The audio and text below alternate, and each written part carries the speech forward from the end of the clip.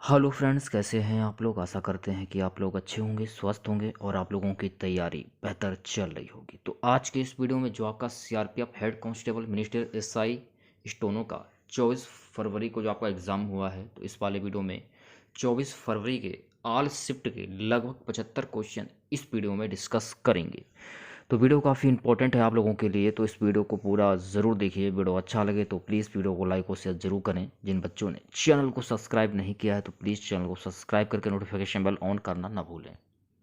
Start करते हैं आज का वीडियो। सो गाइस, पहला क्वेश्चन पूछा गया था, खानवा का युद्ध किसके बीच में हुआ था।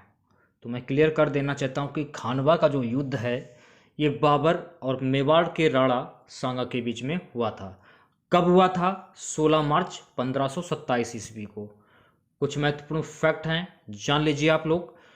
अगर मैं बात करूं पानीपत की पहली लड़ाई की, तो पानीपत की पहली लड़ाई 1526 में बाबर और इब्राहिम लोदी के बीच में लड़ी गई थी।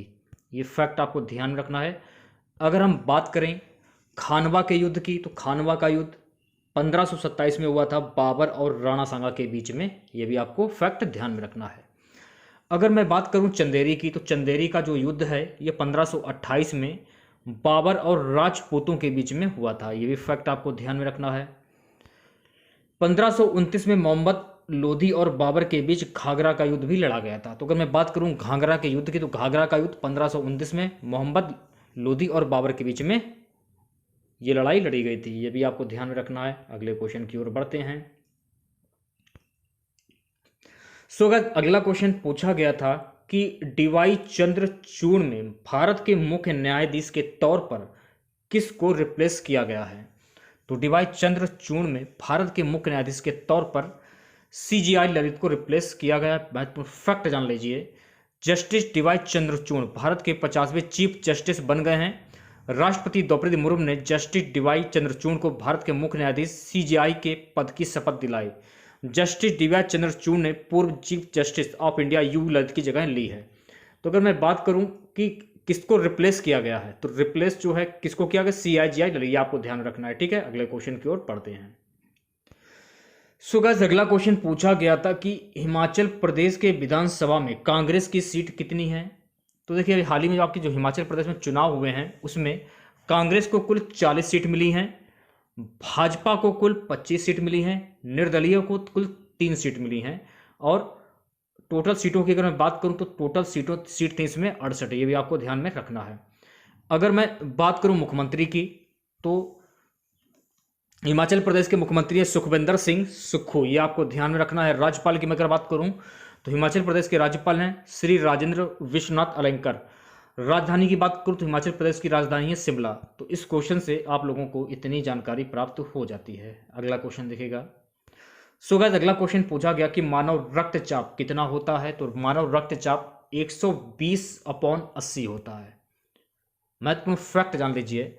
आपका रक्तचाप प्रत्येक दिल की धड़कन के साथ बढ़ता और दिल की धड़कन के बीच के समय में घटता है, जबकि बीपी आसन, व्यायाम, तनाव या नींद में परिवर्तन के साथ प्रति मिनट बदल सकता है। रक्तचाप सामान्य रूप से 120/80 मिमी एचजी से कम होना चाहिए। यह भी फैक्ट आपको ध्यान में रखना है। अगला क्वेश्चन पूछा गया था गाइस कि 2011 की जनगणना के अनुसार भारत की जनसंख्या का घनत्व कितना था। वीडियो को लाइक कर दीजिए सभी बच्चे ज़्यादा से ज़्यादा। तो 2011 की जनगणना के अनुसार भारत की जनसंख्या का घनत्व 382 था। महत्वपूर्ण फैक्ट जान लीजिए। 2011 में भारत का जनसंख्या घनत्व 382 प्रति वर्ग किलोमीटर, दश की वृद्धि 17.72% थी।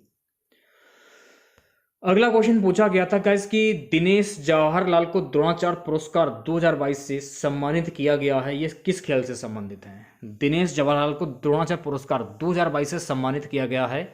ये क्रिकेट से संबंधित है। ये आपको ध्यान रखना है गाइस। अगर बात की जाए दिनेश जवाहरलाल की, तो दिनेश जवाहरलाल जो हैं ये रोहित शर्मा के कोच हैं। ये भी आपको फैक्ट ध्यान में रखना है। गाइस, अगला क्वेश्चन पूछा गया था कि लॉर्ड मेयो की हत्या कहां पर हुई थी। तो देखिए, लॉर्ड मेयो की हत्या 1832 में पोर्ट ब्लेयर में हुई थी। ये आपको ध्यान में रखना है। महत्वपूर्ण फैक्ट जान लीजिए।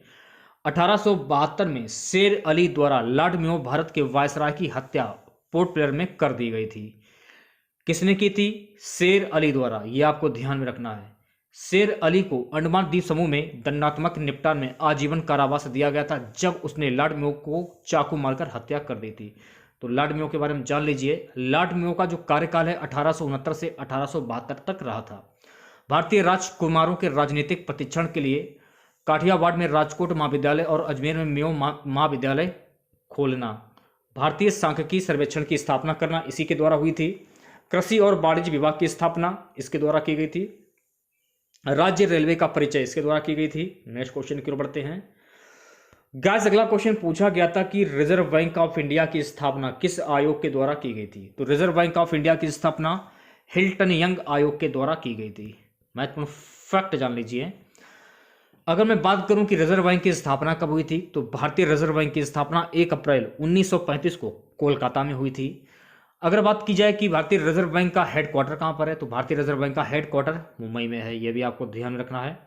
अगर बात की जाए कि भारतीय रिजर्व बैंक के वर्तमान गवर्नर कौन है, तो भारतीय रिजर्व बैंक के वर्तमान जो गवर्नर है वो है शक्तिकांत दास। ये आरबीआई के 25वें गवर्नर हैं।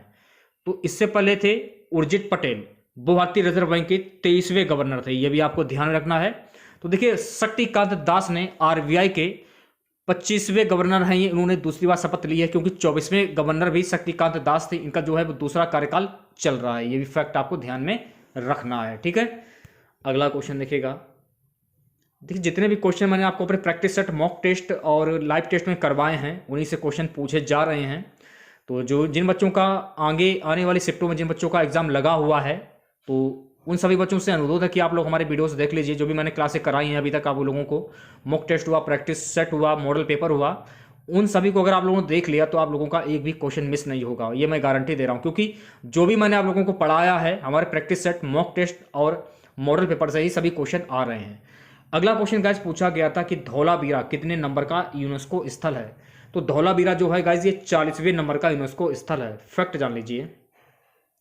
इस हड़प्पा कालीन शहर धौलावीरा को यूनेस्को की विश्व धरोहर सूची में 2021 चीन में संपन्न यूनेस्को की ऑनलाइन बैठक में शामिल किया गया। यह भारत का 40वां विश्व धरोहर स्थल है। एक क्वेश्चन आपका अनुच्छेद 29 से संबंधित एक क्वेश्चन पूछा गया था, तो अनुच्छेद 29 के बारे में जान लीजिए। अनुच्छेद 29(1) के अनुसार किसी भी समुदाय के लोग जो भारत के किसी राज्य में रहते हैं या कोई क्षेत्र जिसकी अपनी आंचलिक भाषा, लिपि या संस्कृति हो, उस क्षेत्र को संरक्षित करने का उन्हें पूरा अधिकार होगा। गाइस अगला क्वेश्चन पूछा गया था कि धार्मिक स्वतंत्रता से संबंधित अनुच्छेद कौन सा है? तो धार्मिक स्वतंत्रता से संबंधित अनुच्छेद है 25 से लेकर 28 तक। फैक्ट जान लीजिए। भारतीय संविधान के अनुच्छेद 25 में कहा गया है कि सभी व्यक्ति समान रूप से अंतरात्मा की स्वतंत्रता और सार्वजनिक व्यवस्था, नैतिकता और स्वास्थ्य के लिए धर्म के स्वतंत्र रूप से प्रचार, अभ्यास और प्रचार करने के अधिकार के हकदार हैं। सो गाइस अगला क्वेश्चन पूछा गया था कि जनवरी 2023 में कोयले के उपयोग पर कहां पाबंदी लगाई गई? तो जनवरी 2023 में कोयले के उपयोग पर दिल्ली एनसीआर में पाबंदी लगाई गई। फैक्ट जान लीजिए। समिति ने जून में ही 1 जनवरी 2023 से पूरे दिल्ली एनसीआर में औद्योगिक, घरेलू और अन्य विविध अनुप्रयोगों में कोयले के उपयोग पर प्रतिबंध लगाने के निर्देश जारी किए हैं। इसके चलते सभी उद्योगों को स्वच्छ ईंधन की ओर जाने का ठीक समय मिल गया। एक क्वेश्चन आपका हिंदी से पूछा गया कि उत्साह का पर्यायवाची शब्द क्या होता है? तो देखिए उत्साह का पर्यायवाची शब्द उमंग भी होता है और जोश भी होता है। उत्साह का पर्यायवाची उत्साह भी होता है, उमंग भी होता है, हौसला भी होता है, आनंद भी होता है, हर्ष भी होता है, जोश भी होता है, जोश खरोश भी होता है, ललक होता है, दृढ़ता होता है, क्षमता होता है, शक्ति होता है, ऊर्जा भी होता है, बल भी होता है, सामर्थ्य भी होता है, साहस भी होता है और हिम्मत भी होता है। तो ये आपके सारे पर्यायवाची शब्द जो हैं ये उत्साह के पर्यायवाची शब्द होते हैं। आज का हमारा सबसे लास्ट क्वेश्चन रहेगा। क्वेश्चन पूछा गया था कि गर्दन पर सवार होना मुहावरे का सही अर्थ क्या होगा? तो गर्दन पर सवार होना मुहावरे का सही अर्थ होता है पीछे पड़े रहना। वाक्य प्रयोग की अगर मैं बात करूं, सुरेश से पैसा निकालना इतना आसान नहीं भाई, जाओ और उसकी गर्दन पर सवार हो जाओ, इसका वाक्य प्रयोग होगा। परिभाषा की अगर मैं बात करूं तो मुहावरा की परिभाषा क्या होगी? किसी भाषा की अभिव्यंजना के विशिष्ट रूप को मुहावरा कहते हैं। एक अन्य पक्ष की विशिष्ट शब्दों, विचित्र प्रयोगों एवं प्रयोगों सिद्ध विशिष्ट वाक्यांशों, वाक्य पद्धति को मुहावरा कहते हैं। ठीक है, तो आज के वीडियो में बस इतना ही। आशा करते हैं कि आज का वीडियो आप लोगों को पसंद आया होगा। वीडियो अच्छा लगे तो प्लीज़ वीडियो को लाइक और शेयर जरूर करें। जिन बच्चों ने चैनल को सब्सक्राइब नहीं किया तो प्लीज़ चैनल को सब्सक्राइब करके नोटिफिकेशन बेल ऑन करना ना भूलें। अगर आप लोगों को आज के इस वीडियो की PDF चाहिए तो आप हमारा टेलीग्राम ग्रुप ज्वाइन कर लीजिए। टेलीग्राम ग्रुप का लिंक जो है इस वीडियो के डिस्क्रिप्शन में दिया गया है। तो मिलते हैं नेक्स्ट वीडियो के साथ। जय हिंद, जय भारत। चलिए स्टार्ट करते हैं आज का वीडियो। पहला क्वेश्चन पूछा गया था, उस्ताद जाकिर हुसैन को 2022 में कौन सा अवार्ड मिला? तो उस्ताद जाकिर हुसैन को 2022 में पद्म विभूषण अवार्ड मिला। महत्वपूर्ण फैक्ट जान लीजिए, तबला वादक उस्ताद अल्लाह रखा के पुत्र उस्ताद जाकिर हुसैन आज भारत के सबसे प्रसिद्ध शास्त्रीय तबला वादक हैं। उन्हें परक्यूशन के क्षेत्र में और संगीत की दुनिया में बड़े पैमाने पर सराहा जाता है। उन्हें वर्ष 1988 में पद्मश्री और 2002 में पद्म भूषण से सम्मानित किया गया था। उनके पुरस्कारों की सूची में संगीत नाटक अकादमी पुरस्कार भी शामिल है, जो भारत की राष्ट्रीय संगीत नृत्य और नाटक अकादमी द्वारा दिया गया था, जो उन्हें 1990 में मिला था।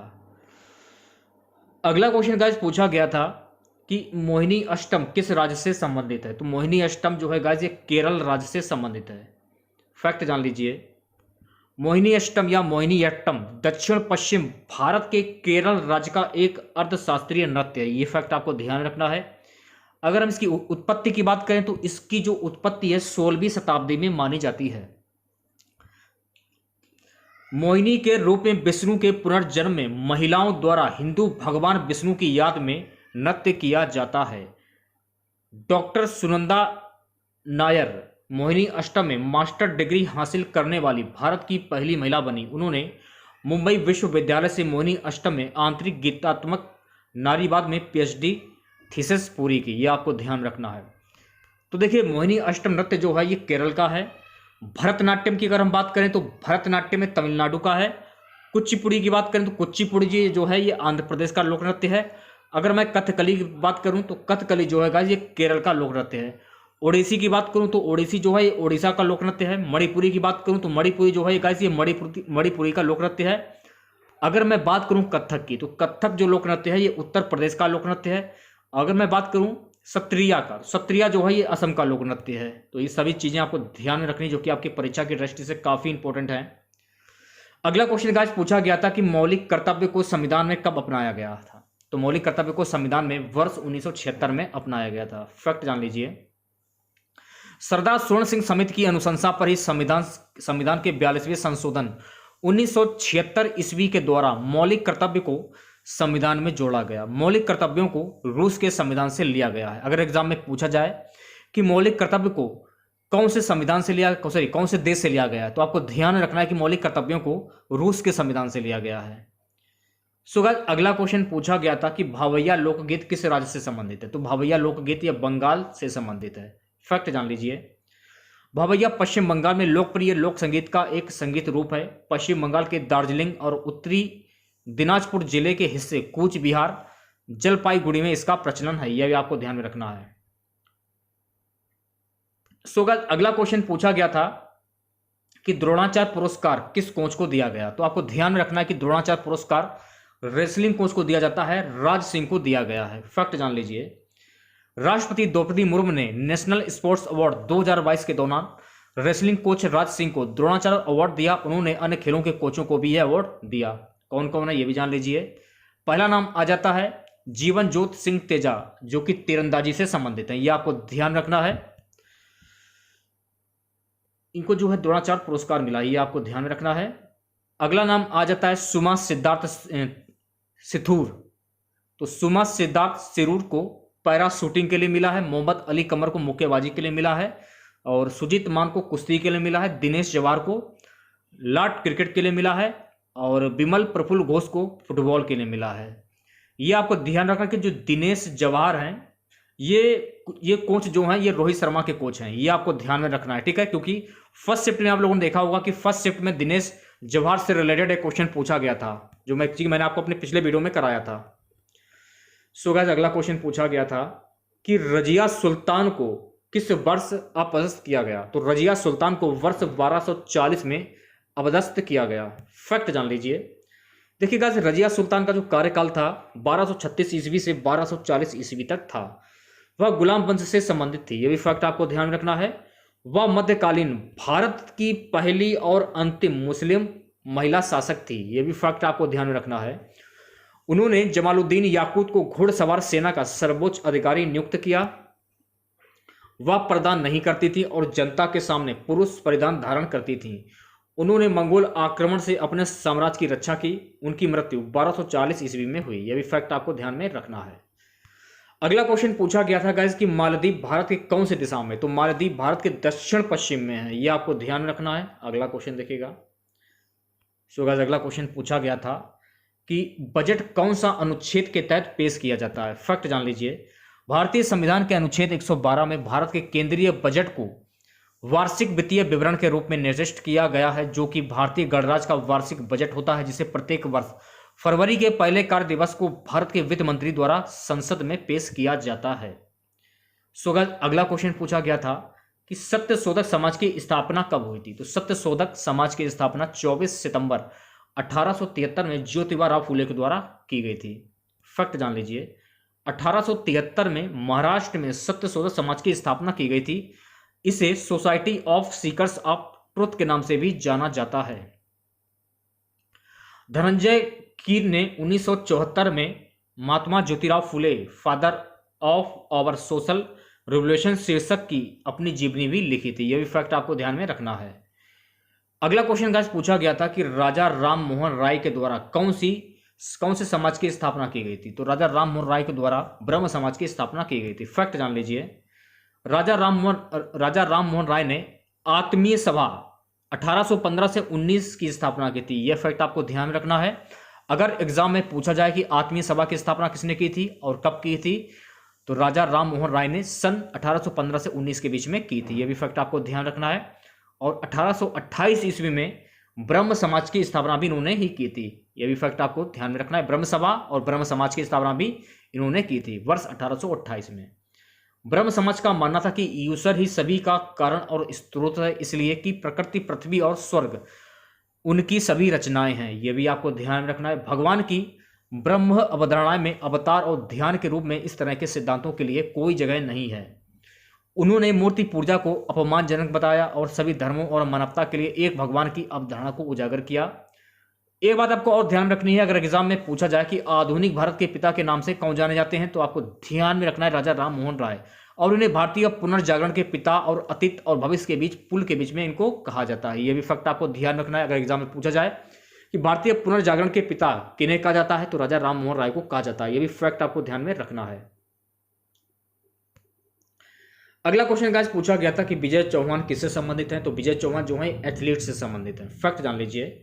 विजय सिंह चौहान जन्म 21 जनवरी 1949 एक पूर्व भारतीय एथलीट हैं, जिन्होंने 1974 एशियाई खेलों में डेकाथलॉन में स्वर्ण पदक जीता था। उन्होंने 1972 के ओलंपिक में भाग लिया था। उनका जन्म 1949 में आगरा उत्तर प्रदेश राज्य में हुआ था।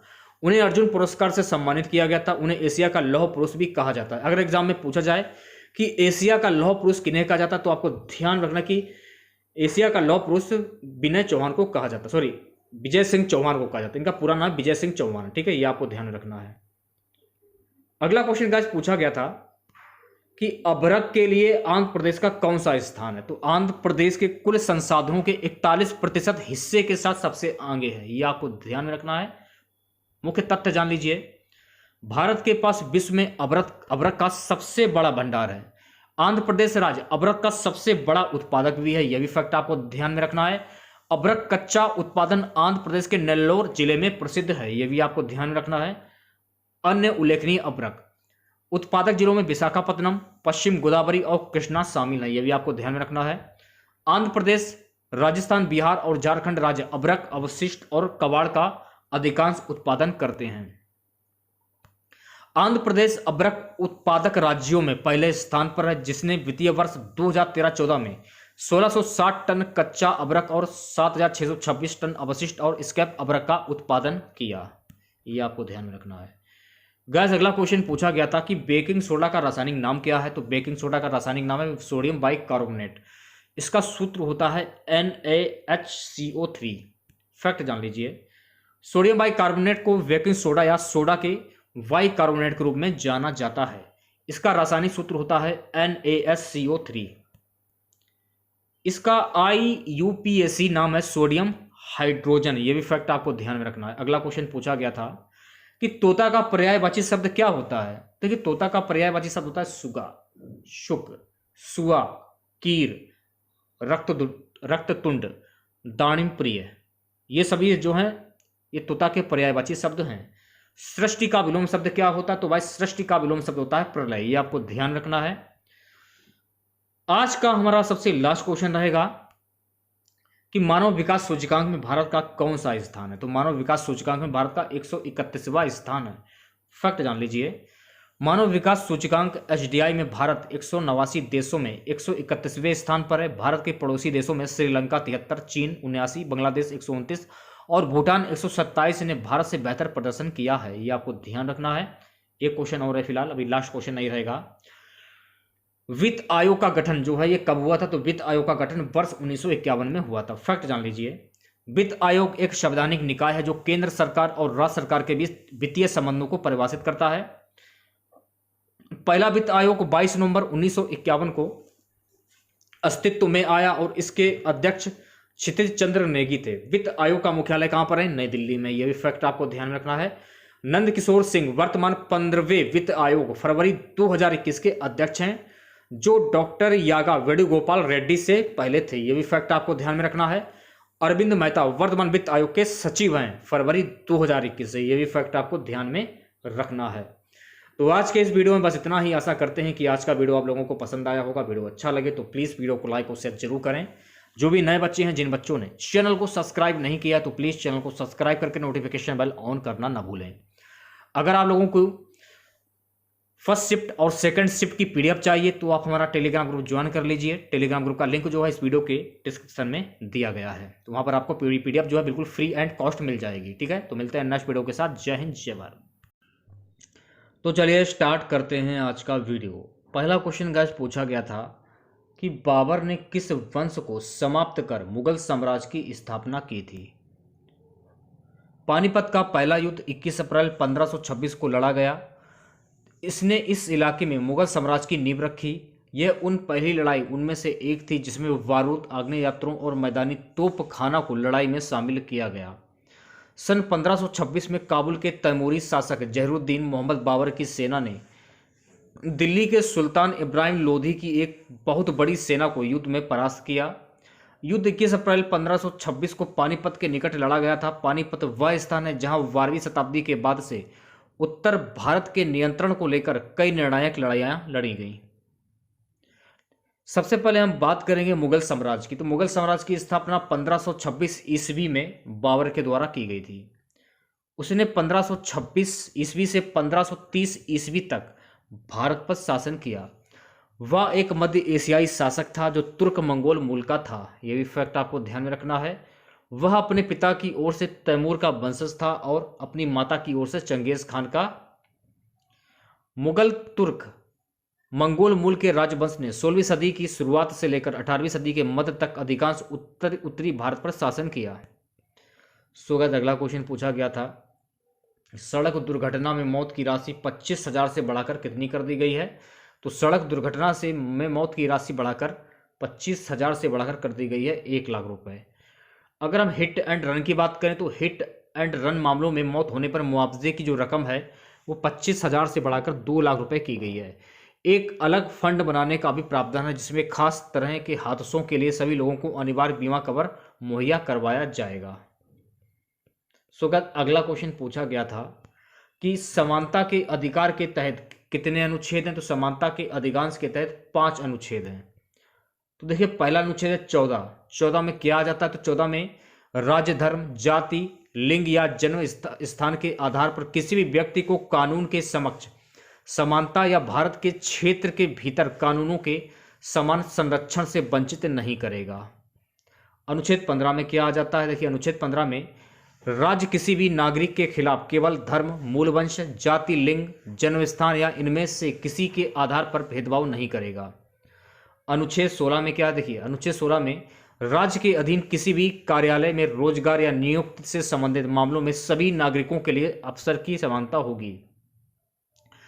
अनुच्छेद 17 में अस्पृश्यता का उन्मूलन। अनुच्छेद 18 सैन्य और शैक्षणिक को छोड़कर सभी उपाधियों का उन्मूलन। अनुच्छेद 18 में सैन्य और शैक्षणिक को छोड़कर सभी उपाधियों का उन्मूलन। ये भी आपको ध्यान में रखना है। अगला क्वेश्चन देखिएगा। अगला क्वेश्चन पूछा गया था कि वर्नाकुलर प्रेस एक्ट किस वर्ष में आया। तो वर्नाकुलर प्रेस एक्ट जो है ये 1878 ईस्वी में आया। इसके बारे में विस्तार पूर्वक जानकारी आपको मैं देता हूं, जो भी फैक्ट बन रहे हैं। 1878 का वर्नाकुलर प्रेस एक्ट भारतीय भाषाओं के प्रेस की स्वतंत्रता को प्रतिबंधित करने के लिए था। दूसरे एंग्लो अफगान युद्ध 1,87,880 के लिए लॉर्ड लिटन की बहुमत आलोचना की गई थी, इसलिए उन्होंने अपने अधीन ब्रिटिश नीतियों की आलोचना व्यक्त करने के लिए मौखिक प्रेस को रोकने के उद्देश्य से अधिनियम पारित किया। इसे गैगिंग एक्ट का उपनाम भी दिया गया। यह भी आपको ध्यान रखना है। यह पहली बार है जब किसी अधिनियम ने सरकार को अदालत के आदेशों के बिना भी सर्च वारंट जारी करने और अखबार के परिसर में प्रवेश करने का अधिकार दिया। कानून को लिटन के उत्तराधिकारी लॉर्ड रिपन ने निरस्त कर दिया था। यह भी आपको ध्यान में रखना है। अगला क्वेश्चन पूछा गया था कि लखनऊ घराना को किसने बसाया था। तो लखनऊ घराना को बख्शू खाना ने बसाया था। फैक्ट जान लीजिए। मियाँ बख्शू लखनऊ से एक तबला वादक थे। लखनऊ घराने की नींव उस्ताद बख्शू खान ने रखी थी। यह भी आपको फैक्ट ध्यान रखना है। लखनऊ घराना की स्थापना अवध के आखिरी नवाब वाजिद अली शाह के संरक्षण में हुई थी। यह भावनाओं की अभिव्यक्ति पर एक मजबूत उच्चारण करता है। अगला क्वेश्चन देखिएगा। छत्तीसगढ़ और झारखंड जब अलग हुए उसमें भारत के प्रधानमंत्री कौन थे। उसमें भारत के प्रधानमंत्री थे अटल बिहारी वाजपेयी। ये आपको ध्यान में रखना है। अगला क्वेश्चन पूछा गया था कि दुती चंद किस खेल से संबंधित है। तो दुती चंद ये जो है धावक थे। ये आपको ध्यान में रखना है। दुती चंद का जन्म ओडिशा के जाजपुर जिले में हुआ था। दुती चंद महिलाओं की 100 मीटर स्पर्धा में एक भारतीय पेशेवर धावक और मौजूदा राष्ट्रीय चैंपियन है। वह ग्रीष्मकालीन ओलंपिक खेलों में महिलाओं की 100 मीटर स्पर्धा में क्वालिफाई करने वाली तीसरी भारतीय महिला हैं। एक क्वेश्चन आपका अल नीनो जलधारा से पूछा गया था कि अल नीनो जलधारा क्या है, इसके बारे में जान लीजिए। अल नीनो प्रशांत महासागर के भूमध्य क्षेत्र की उस समुद्री घटना का नाम है जो दक्षिण अमेरिका के पश्चिमी तट पर स्थित इक्वाडोर और पेरू देशों के तटीय समुद्री जल से कुछ सालों के अंतराल पर घटित होती है। यह समुद्र में होने वाली उथल पुथल और उसमें समुद्र के सतही जल का ताप सामान्य से अधिक हो जाता है। यह भी आपको ध्यान रखना है। एक क्वेश्चन पूछा गया कि लॉरेंस फोर्स किस वैज्ञानिक का नाम है। तो इस क्वेश्चन का आंसर आपको नहीं मिल पाया। अगर आप लोगों को मालूम हो तो कमेंट बॉक्स में आप लोग बता सकते हैं। गाइस अगला क्वेश्चन था कि घूमर नृत्य किस राज्य का प्रसिद्ध लोक नृत्य है। घूमर भील जनजाति का एक पारंपरिक लोक नृत्य है जो देवी सरस्वती की पूजा करने के लिए किया जाता है, जिसे बाद में अन्य राजस्थानी समुदाय द्वारा अपना लिया गया था। घूमर राजपूत राजाओं के शासनकाल के दौरान भारतीय राज्य राजस्थान में लोकप्रिय हो गया और आमतौर पर सभाओं के दौरान महिलाओं द्वारा प्रदर्शन किया जाता है। राजस्थान के जो अन्य लोक नृत्य हैं कौन कौन से, चक्री हुआ, गणगौर हुआ, झूलन लीला, झूमा, सुसीनी, गपाल और कालवेलिया। ये आपको ध्यान में रखना है। ठीक है। अगर एग्जाम में पूछा जाए कि आंध्र प्रदेश का लोक नृत्य कौन सा, देखिए आंध्र प्रदेश के लोक नृत्य कुचिपुड़ी, बिलासिनी नाट्यम, आंध्र नाट्यम, भामाकल्पकम और वीरांट्यम, तप्पू, तपेत्ता गुलू, लंबाड़ी, ढीपसा, कोलाट्टम, बुट्टा, पोमूल। शब्द थोड़े से कठिन है इसलिए थोड़ा सा पढ़ने में दिक्कत हो रही है। असम की अगर मैं बात करूं तो असम के लोक नृत्य हैं बिहू, विछुहा, नटपूजा, महारास, कलिगोपाल, बगुरुम्बा, नागा नृत्य, खेल गोपाल, तवल चोंगली, कैनो, झुमरा, होप जनाई। ये आपको ध्यान रखने हैं। बिहार की बात करें तो बिहार के लोक नृत्य कौन कौन से हैं, जटा जटिन, बखो बखिन, पनवरिया, श्यामा चकवा, विदेशिया। ये आपको ध्यान रखने हैं। ठीक है। गुजरात के लोक नृत्य कौन कौन से हैं, गुजरात के लोक नृत्य हैं गरबा, डांडिया रास, तिप्तनी, जुरियन। ये आपको ध्यान रखना है। हिमाचल प्रदेश के लोक नृत्य कौन कौन से हैं, हिमाचल प्रदेश के लोक नृत्य हैं झोरा, झाली, चारही, धामन, छपेली, महासू, नाटी, डांगी। ये आपको ध्यान रखना। छत्तीसगढ़ की बात करेंगे। छत्तीसगढ़ के लोक नृत्य हैं गौरमारिया, पंथी, राउत नाच, पंडवानी, वेदमती, कपालिक, भरथरी चरित, चंदैनी। ये आपको ध्यान रखना है। अब मैं बात कर लेता हूं झारखंड की। तो झारखंड के लोक नृत्य कौन कौन से हैं?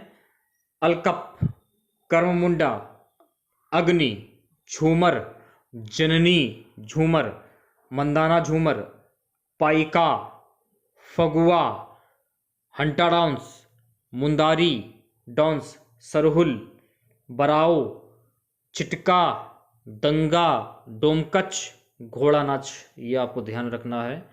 मणिपुर की अगर हम बात करें तो मणिपुर के लोक नृत्य कौन कौन से हैं? ढोल चोलम, थांगता, लाई हरोबा, पंगु चोलोम, खम्बा थैवी, नुपा नृत्य, रासलीला, खुबक ईशी, लूशा। मध्य प्रदेश की बात करें तो मध्य प्रदेश के लोक नृत्य कौन कौन से हैं? जवारा, मटकी, आदा, खड़ा नाच, फूलपति, गिद्दा नृत्य, और सेला ललारकी, सेला भोदनी, मांच। ये सभी जो नृत्य हैं ये मध्य प्रदेश के लोक नृत्य हो गए। अगला क्वेश्चन पूछा गया था 2022 में किन 8 राज्यों के हाई कोर्ट के जज जो हैं वो बदले गए हैं? केंद्र सरकार ने सुप्रीम कोर्ट में 5 नए जजों के नाम की मंजूरी दे दी है। इसके साथ ही राजस्थान, पटना और मणिपुर हाई कोर्ट में एक्टिंग चीफ जस्टिस की भी मंजूरी है। दरअसल जिन 5 जजों को सुप्रीम कोर्ट का जज बनाया गया है वो इन तीनों राज्यों में चीफ जस्टिस की जिम्मेदारी संभाल रहे थे। सोमवार को जजों का शपथ ग्रहण समारोह होगा। सुप्रीम कोर्ट में 34 जजों के पद स्वीकृत हैं। अब यहाँ 32 जज हो गए हैं। ये आपको ध्यान में रखना है। तो आज के इस वीडियो में बस इतना ही। आशा करते हैं कि आज का वीडियो आप लोगों को पसंद आया होगा। वीडियो अच्छा लगे तो प्लीज़ वीडियो को लाइक और शेयर ज़रूर करें। जो भी नए बच्चे हैं, जिन बच्चों ने चैनल को सब्सक्राइब नहीं किया है तो प्लीज़ चैनल को सब्सक्राइब करके नोटिफिकेशन बेल ऑन करना ना भूलें। अगर आप लोग चाहते हैं कि आज की इस वीडियो की पीडीएफ आपको अगर आप लोगों को चाहिए फर्स्ट शिफ्ट, सेकंड शिफ्ट और थर्ड शिफ्ट की, तो आप हमारा टेलीग्राम ग्रुप ज्वाइन कर लीजिए। टेलीग्राम ग्रुप का लिंक जो है इस वीडियो के डिस्क्रिप्शन में दिया गया। तो मिलते हैं नेक्स्ट वीडियो के साथ। जय हिंद, जय भारत।